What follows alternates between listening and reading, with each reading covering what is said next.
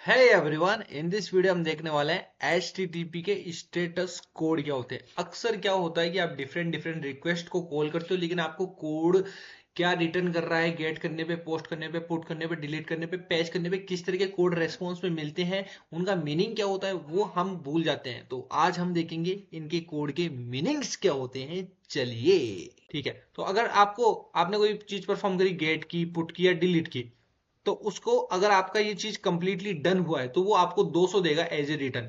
Return में कुछ मिलना चाहिए ना, कि आपने एक एपीआई हिट मारी तो क्लाइंट को वापस मिला 200। 200 नाम का कोड आया वहां पर कि हाँ भाई आपका काम हो गया है सर। 201 अगर आपने कोई चीज पोस्ट करी, नई चीज क्रिएट करी, तो 201 मिलेगा भाई, क्रिएट हो गई सर। 204 सर, कि मैं कोई चीज को अपडेट कर रहा हूँ एंड डिलीट कर रहा हूँ, रिटर्न में मेरे को है ना कुछ नहीं चाहिए।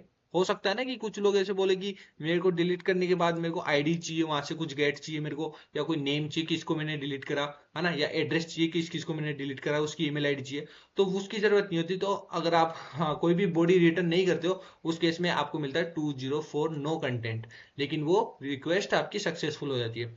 ऐसे ही 400 मिलता है जब क्या होता है कि आपने फॉर्मेट जो होता है ना रिक्वेस्ट का, वो गलत भेज दिया हो सकता है आपने भेज दिया वहां पर एड्रेस। अब आपके वहां एक्चुअल एपीआई के अंदर एड्रेस नाम का कुछ था ही नहीं, केवल नेम और ईमेल ही था।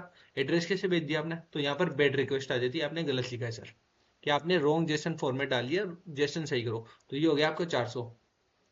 401 की बात करूं तो यहां पर हो गया ऑथराइजेशन आपका रिक्वायर्ड होता है। जहां पर क्या होता है कि अगर अपन क्या करते हैं, किसी एपीआई को लॉक कर देते हैं, प्रॉपर प्रोटेक्ट कर देते हैं कि ये 15 यूजर है, यही इसको लॉग इन कर सकते हैं, इसके अलावा कोई नहीं कर सकता। अब कोई 16 ऐसा यूजर है जो लिस्ट में ही नहीं था, तो वो अगर एक्सेस करना चाहेगा तो 401 मिलेगा उसको।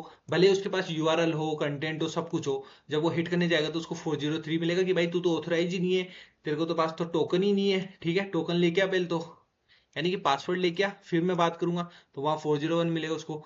403 तब मिलता है कि आपने यूजर ऑथराइज तो है, वो 15 में से कोई एक बंदा है, ठीक है, लेकिन क्या होता है कि 15 में से 10 जनों को मैंने यूजर्स को यूज करने की परमिशन दे रखी है, और 5 को प्रोडक्ट्स को यूज करने की परमिशन दे रखी है। तो वो 5 में से अगर कोई यूजर को करना चाहेगा ना, तो वो बोलेगा भाई तू ऑथराइज तो है, लेकिन तेरे को इस वाले एंड पॉइंट को हिट करने की परमिशन नहीं है। तो that comes into the 403 forbidden case. ठीक है।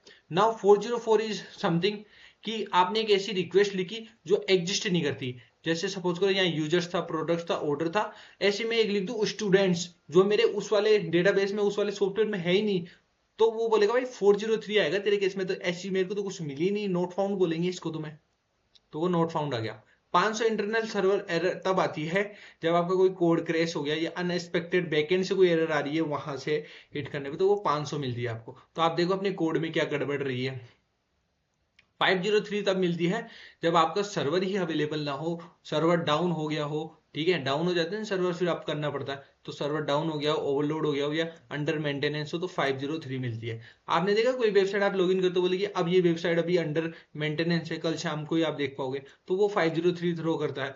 और आपको 500 पता चला गया कि something went wrong on the server, यानी कि कोड क्रैश हो गया, उस केस में 500 मिलता है। So these are some standards जो आपको पता होने चाहिए before to perform these all. ठीक है। सो ये आपकी रिक्वेस्ट हो गई अलग अलग, और ये आपका कोड हो गया। This is all about the rest API, इसके अलावा कुछ ही नहीं है। That is all. Thank you so much, मिलते हैं नेक्स्ट वीडियो के साथ में। जय हिंद, जय भारत। लाइक कर देना अगर वीडियो पसंद आ रही तो। Thank you so much.